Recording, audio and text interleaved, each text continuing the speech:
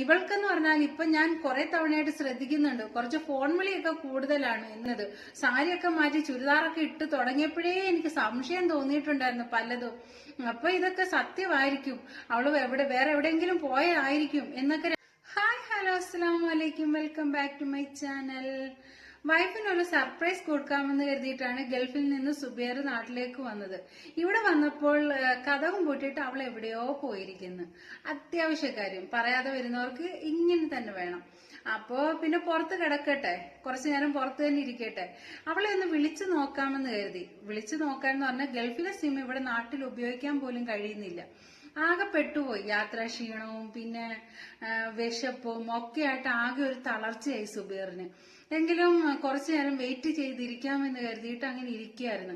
അപ്പൊ തൊട്ടടുത്ത വീട്ടിലെ ഒരു കാക്ക ഇങ്ങോട്ട് വന്നു.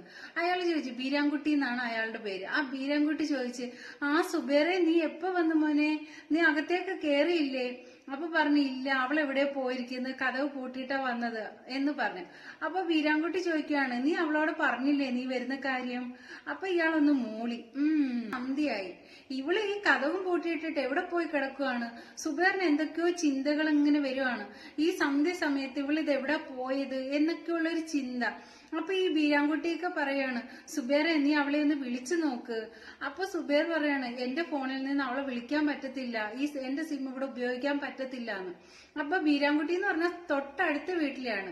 ബീരാൻകുട്ടി അവിടെ നിന്നിട്ട് അവരുടെ വീട്ടിലോട്ട് നോക്കിയിട്ട് വിളിക്കുകയാണ്, ഐഷ, നീ ആ ഫോണിങ് എടുത്തിട്ട് വന്നേ. അപ്പൊ ഐഷ ഫോണുമായിട്ട് വന്ന് ബീരാൻകുട്ടി ഫോൺ വാങ്ങിച്ചിട്ട് നമ്പർ പറഞ്ഞു കൊടുക്കാൻ പറഞ്ഞു. സുബൈർ നമ്പരൊക്കെ പറഞ്ഞു കൊടുത്ത് ഫോൺ വിളിച്ചപ്പോൾ ഫോൺ സ്വിച്ച് ഓഫ്. ബീരാൻകുട്ടിയൊക്കെ മതിലിന്റെ തിട്ടേ കേറിയിരുന്നിട്ട് സുബൈറിനോട് ചോദിക്കുക, മോനെ സുബൈറെ, അവള് ഫോൺ സ്വിച്ച് ഓഫ് ആക്കി വെച്ചിരിക്കുന്നതാണോ അതോ ഓഫായി പോയതാണോ? ഇപ്പോഴത്തെ കാലമല്ലേ, നമുക്ക് ആരെയും വിശ്വസിക്കാൻ പറ്റത്തില്ല.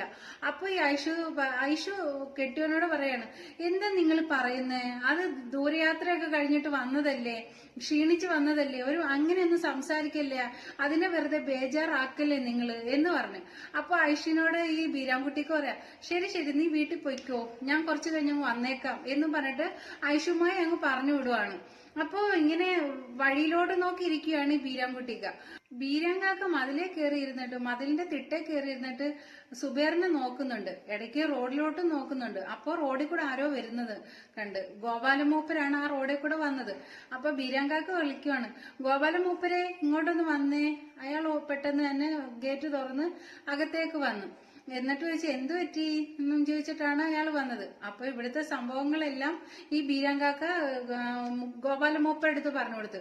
ഏതാണ്ടോ വലിയ സംഭവങ്ങൾ നടന്ന്, ഏതാണ്ടോ വലിയ സംഭവങ്ങൾ കേൾക്കുന്ന ഒരു പ്രതിനിധിയിലെല്ലാം ഇങ്ങനെ നിന്ന് ആ മൂപ്പര് കേൾക്കുകയാണ്. എന്തോ ഭയങ്കര ഇഷ്ടമുള്ള ഒരു കാര്യം കേൾക്കുന്ന രീതിയിൽ. അങ്ങനെ കാര്യങ്ങളെല്ലാം കേട്ട് കഴിഞ്ഞിട്ട് ഈ മൂപ്പര് അവരുടെ ഉമ്മറത്തേക്ക് ചാടിക്കേറി അവിടെ ഇത്രയും കിടന്നങ്ങ് പരതാൻ തുടങ്ങി. താക്കോലാണ് തപ്പുന്നത് എന്ന് കരുതി.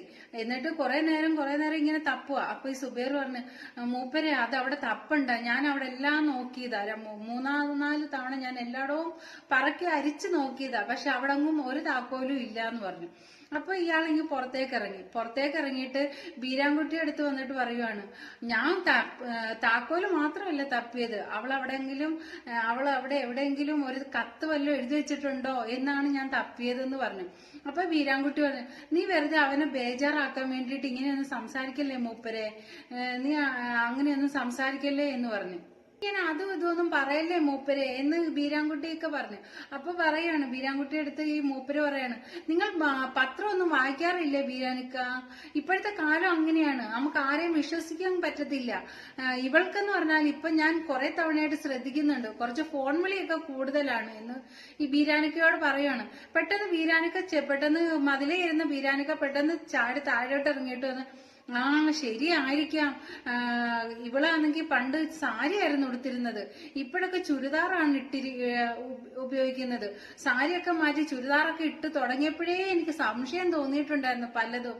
അപ്പൊ ഇതൊക്കെ സത്യമായിരിക്കും, അവള് വേറെ എവിടെയെങ്കിലും പോയതായിരിക്കും എന്നൊക്കെ രണ്ടുപേരും കൂടി ഇരുന്ന് ചർച്ച ചെയ്യുവാന്ന്. എന്നിട്ട് പറയാണ്, പെണ്ണുങ്ങൾ ഇങ്ങനെ അഴിച്ചു വിട്ടു കഴിഞ്ഞാല് പിന്നെ പിടിച്ചെടുത്ത് കിട്ടില്ല, അങ്ങനെ ഇങ്ങനെയെന്ന് പറഞ്ഞിട്ട് രണ്ടാളും തമ്മിൽ ഭയങ്കരമായിട്ട് കുറ്റം പറയാണ് ഇവളെ. ഇവരുടെ ഈ സംസാരം കേട്ട് സുബൈർ അങ്ങോട്ട് ചെല്ലുകയാണ്.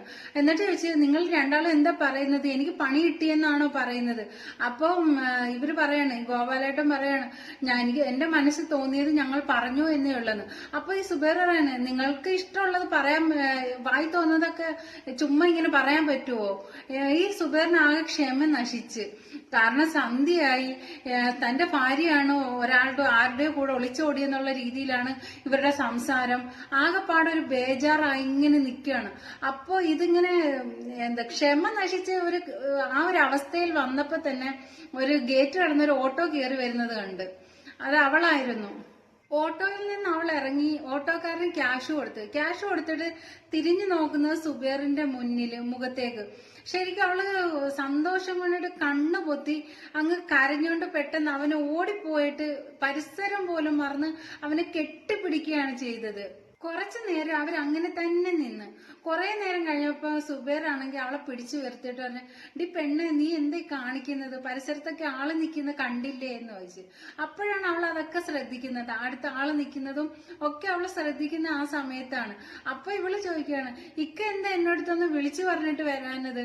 ഇക്ക ഇത്ര നേരം ഭക്ഷണം ഇല്ലാതെയും വെള്ളം ഇല്ലാതെയൊക്കെ പട്ടിണി കിടക്കേണ്ടി വന്നില്ലേ? അപ്പൊ സുബൈർ പറയാണ്, ആ സാരമില്ലടി, എനിക്കത് കുഴപ്പമൊന്നുമില്ല, എനിക്ക് വയറ് നിറയെ ദേ ആ നിൽക്കുന്നവരൊക്കെ തന്നിട്ടുണ്ട്. അപ്പൊ ഇവള് ചോദിക്കുകയാണ്, എന്താ തന്നത്? അപ്പൊ ഈ സുബൈർ പറയാണ്, ആ അതൊക്കെ ഉണ്ട്.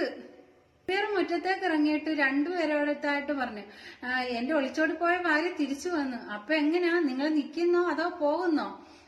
അപ്പോഴേക്കും ഇവൾ ഓടി വന്നിട്ട് ചോദിച്ചു, എന്താ ആരോ ഒളിച്ചോടി പോയത്? ഇവ പറഞ്ഞ, നീ തന്നെ ഒളിച്ചോടി പോയത്. ഞാൻ ഒളിച്ചോടി പോയെന്നോ?